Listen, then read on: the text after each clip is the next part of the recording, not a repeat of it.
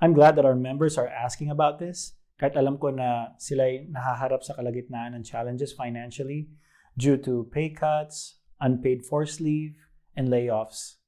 I'm encouraged by this, at the same time thankful. It is a wonderful evidence ng pagkilos ng banal na Espiritu sa kanilang buhay. We've been praying and thinking this through for the past weeks. Medyo mahirap nga lang po mag-decide kung ano ang tama at epektibong proseso na kung saan mauugma para sa kalagayan natin sa panahon na ito. Now, these past weeks, the pastors of Crossroads have thought of several ways kung paano natin pwede gawin. Now, there was an option of having an assigned collector na kung saan kokolektahin yung mga funds sa mga community group leaders and from there, dediretso na lang po sa townhouse. Now, there was an option naman, another option na kung saan nagsuggest na isasabay na lang sa groceries ng mga members at dun imi-meet yung collector. And from there, ibibigay sa kanila yung offering at idediretso sa townhouse. We also thought about na iabot na lang ang offering directly dito or kung saan directly drop off na lang sa townhouse. Kung sino makikisabay na lang na may sasakyan, ibigay na lang sa kanila at diretso dito. Now, there are two issues na pwedeng mag-arise sa tatlong options na ito or sa kahit anong meet up and drop off options. Una, the law prohibits this. Since we are in a lockdown, we are only allowed to either go out for grocery runs, buy medications, see a doctor, or if your job is a vital role sa community, lahat ng mga ito ay kailangan pa rin ng permit. So we want to comply to our governing authorities as per Romans chapter 13. And at the same time, we don't want to get our members in trouble by receiving fines. Ikalawang issue is kapag lumabas tayo na malaki rin ang chances na tayo mahawaan or makahawa ng virus na ito. We want to love our neighbors well, and that's by staying home. Now, we also thought about online transfers. Kaso may mga problema rin tayo na-encounter dito. Una, wala tayong bank account. Saan naman ho natin i-wire yung funds? Second, we are hesitant to use one of the pastors or members' account para i-wire yung donations, and that's for protection purposes. Third, actually this week, nagkaroon tayo ng third option sana na kung saan makikishare tayo sa deck, which is parang meron sub-account yung UCCD doon.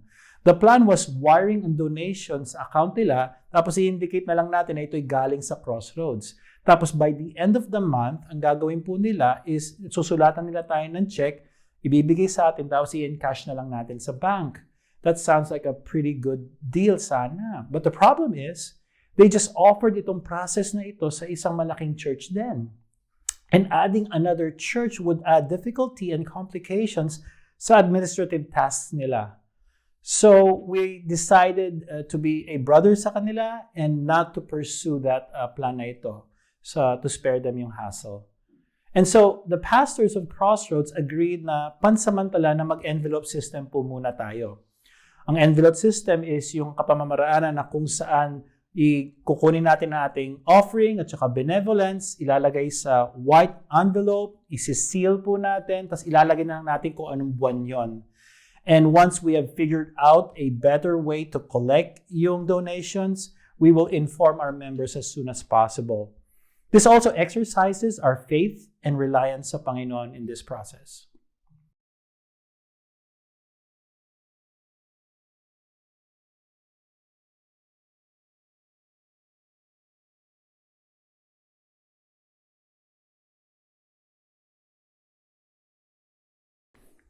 Yeah, what's interesting sa kalagayan natin ngayon ay yung the very things that we encourage our members to do are the very things that we ask them not to do.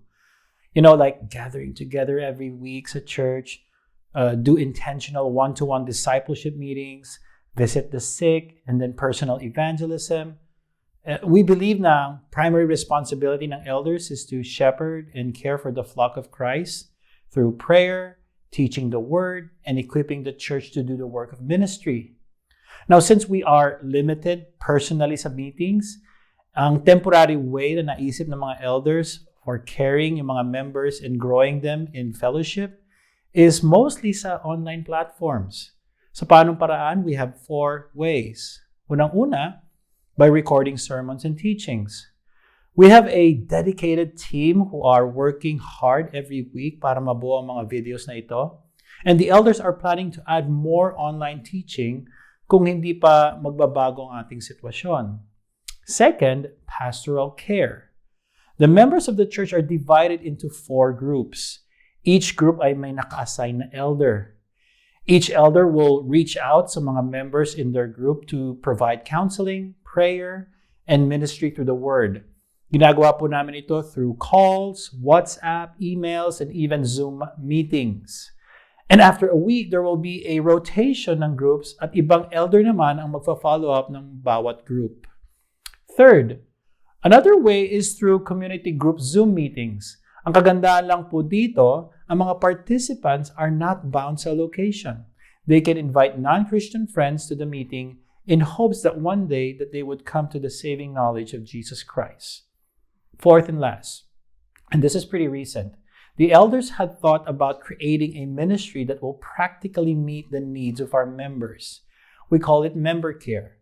This ministry is divided into 3 functions. Unang-una, meal train. Members who are sick or are unable to function well will receive meal assistance to a given time. Second, grocery. Food and grocery supplies are ordered online and delivered to members who are in need due to pay cuts, forced leave without pay, and layoffs. Third, benevolence. Depending on available funds, financial assistance are provided to those who are affected directly or indirectly by COVID-19. Each is coordinated by an assigned member and has the elders' guidance. We will provide more information to the members the coming days.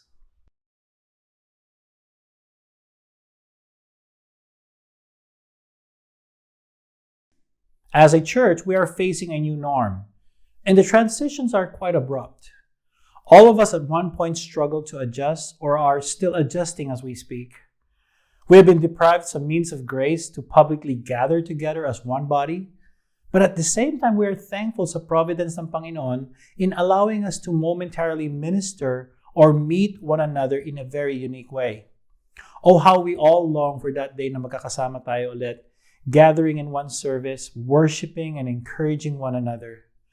Bagamat na tayo momentarily exempted from meeting and personally encouraging one another, we're not exempted in walking in obedience sa salita ng Diyos, encouraging one another with the word, and heralding the gospel of Jesus Christ that provides hope to all mankind.